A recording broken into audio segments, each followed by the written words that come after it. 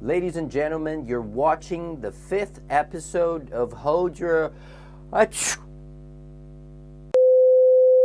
issue we're going to address this week is India and South Africa's bid to temporarily lift patent protections for COVID-19 vaccines and the opposition from the pharmaceutical industry. To summarize this Washington Post report, Big Pharma is arguing that having to give up patent protections is bad for future innovation, and there's certainly no pushover. That makes complete sense to me.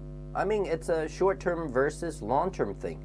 In the short run, it might save, I don't know, maybe tens of millions of lives, but in the long run, it's going to stifle innovation because the drug companies are going to feel like they're cheated out of their hard work. He and pharma argue that patents help foster innovation, which creates the life-saving drugs that we all benefit from. This, too, is largely a lie. Revolutionary mRNA technology that pharma is so worried about monopolizing now was developed by university researchers and scientists at the NIH and the Department of Defense. Wait, what? So you're saying many of the foundational innovations behind the life-saving drugs and vaccines have been done by not-for-profit institutions? This is so wrong. I mean, who do these people think they are, huh? Absolutely selfish and lacking in foresight. Hey, stop innovating for little to no money just because you think you can save the world, okay? The end goal of innovation is money.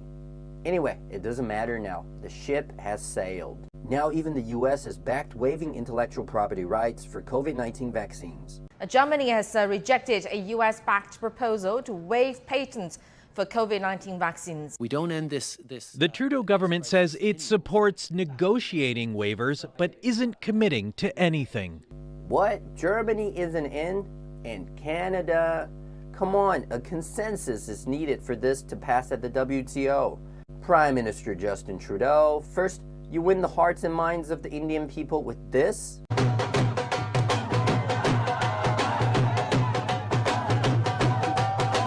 And now you're just gonna break their hearts, huh? Okay, whether we like it or not, pharmaceutical companies are profit-driven at core. The pharmaceutical industry literally fueled the opioid crisis in America, which has killed hundreds of thousands of people. So let me talk to them in the language they understand. Imagine all the lives that could potentially be saved, and people would go back to their daily lives and do things like this.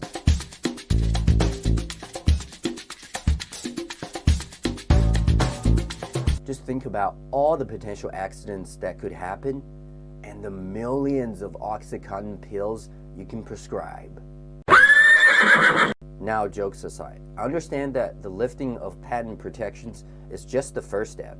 We still have to work on manufacturing capacity, technical know-how, and whatnot. But there is also a Chinese saying, the journey of 1,000 miles begins with one step. Now let's take one right step at a time.